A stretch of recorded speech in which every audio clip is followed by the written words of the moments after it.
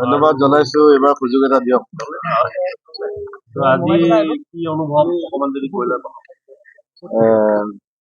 মই প্ৰথমতে আমাৰ দলৰ নেতৃত্বক ধন্যবাদ জনাইছো। তেখেতলোকে মোক আকৌ এটা সুযোগ দিছে এইবাৰ নাওবৈচা সমষ্টিৰ পৰা প্ৰতিদ্বন্দ্বিতা কৰিবৰ কাৰণে, আৰু মই নাওবৈচাবাসী ৰাইজক, লখিমপুৰবাসী ৰাইজলৈ সেৱা জনাইছো। আৰু মই আপোনালোকে জানে যে লখিমপুৰবাসী ৰাইজে, নাওবৈচাবাসী ৰাইজে মোক যথেষ্ট আশীৰ্বাদ মৰম কৰে, আৰু এই আশীৰ্বাদ মৰম এইবাৰ মোক ৰাইজক মই এটাই কৈছো যে মোক এটা সুযোগ দিব লাগে, যাতে মই আপোনালোকৰ ৰাইজক সেৱা কৰিব পাৰো।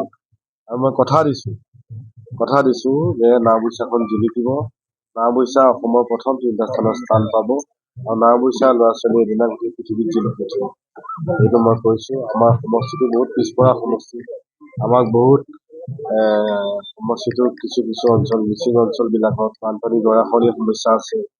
আমাৰ কি কয় মুছলমান অঞ্চল বিলাকত ৰাস্তা পথৰ সমস্যা আছে। মিচিং গাঁৱৰ ৰাস্তা পথ নাই, আৰু বাকী আছে চিজুলকা চিৰিয়াতো ৰাস্তা পথ নাই। আহোম এৰিয়া কোচ, আৰু সোণোৱাল, দেউৰী সকলো জেগাতে, আমাৰ নাথ জেগাতো, সকলো জেগাতে উন্নয়নৰ ছবি হৈছে।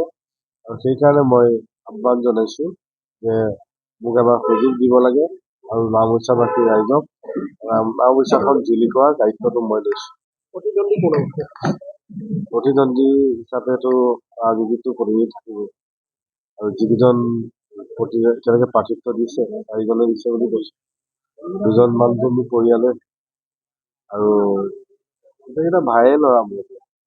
মই ইলেকশ্যন খেলিব লাগিব, ভাইকেইটা আহি আছো। এইটোৱে মোৰ মানে কি কৰিম, এতিয়া হাঁহি মেলি কান্দি মেলি ল'ৰাকেইটাই মোকে সহায় কৰিছে। তথাপিতো ৰাজনীতি তেখেতলোকৰ উজ্জ্বল ভৱিষ্যত কামনা কৰিছো। তেখেতলোকেও এদিনা জিলিকি উঠক। খালি এইবাৰ মোক ৰাইজে সহযোগ কৰক, তেখেতলোকেও সহযোগ কৰক, কাৰণ মই বিফল হৈ আছো। তেখেতলোকে নামিছেহে। তেখেতলোকলৈ ভৱিষ্যতে ৰাইজে তেখেতলোকক শুভেচ্ছা দিব, তেখেতলোকক সুযোগ দিব। এইবাৰ মই নাওবৈচা লখিমপুৰবাসী ৰাইজক এটাই অনুৰোধ কৰিছো যে মোক এটা সুযোগ দিয়ক, আৰু মই কথা দিছো আপোনালোকে এদিনা মোক লৈ গৌৰৱ অনুভৱ কৰিব।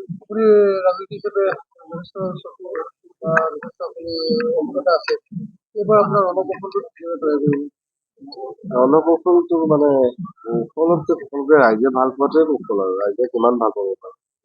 ৰাজনীতিটো সমাজ নীতি, ৰাইজক সমাজত চবত আমি ৰাইজৰ লগত সেৱা কৰিছো। ইলেকশ্যন বুলিয়ে নহয়, আপোনালোকে দেখিয়ে আছে 15-20 বছৰৰ পৰা মাৰিয়ে আছো, ৰাইজৰ হৈ কথা কৈয়ে আছো, আৰু ৰাইজৰ হৈ অন্যায়ৰ বিৰুদ্ধে প্ৰতিবাদ কৰিয়ে আছো। বানপানী গৰাখহনীয়া, কভিড, আনকি কভিডৰ সময়ত চেন্নাই, বেংগলোৰ, হায়দৰাবাদ, কেৰেলা, মহাৰাষ্ট্ৰ, তাতোতো আমাৰ লখিমপুৰ নাওবৈচা ল'ৰা কষ্ট নাপায়, তাতোতো খোৱা বোৱাৰ ব্যৱস্থা কৰি দিছো।